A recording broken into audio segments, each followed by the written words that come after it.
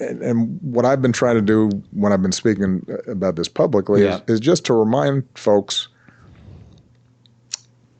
just as was true during the McCarthy era and has been true throughout our history, what's required in these situations is a few folks standing up and giving courage to other folks, and then more people stand up and kind of go like, yeah, no, that's not who we are. That's not our idea of America. We don't want masked, folks with rifles and machine guns patrolling our streets.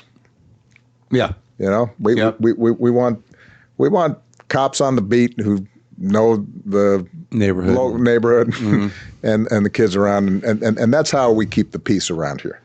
We don't want kangaroo courts and trumped up charges. That's what happens in other places that we used to scold for doing that.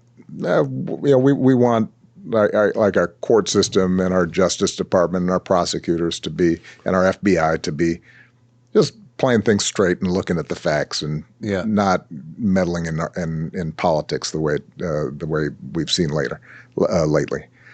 And I think if enough people start not just being in a fetal position, but also not worrying about it and detached from it, but being vigilant, but also saying, you know what, enough of this shit.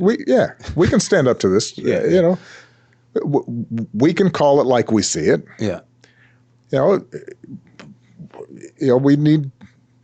We need people who have whatever platforms they have to be able to say, no, that's not who we are, and to be willing to get attacked on X by whoever for doing that. And it's not easy. Dies ist eine Website, die dir hilft, dein englisches Lesen und Hören zu verbessern. Sie zerlegt Sätze per KI in leicht verständliche Wortgruppen. Mit dem Player kannst du Tempo, Pause und Rücksprung frei steuern, um jede Zeile zu verstehen. Die Seite bietet Übersetzungen in 20 Sprachen für barrierefreies Lernen. Gib einfach englist.com in deinen Browser ein und probiere es aus.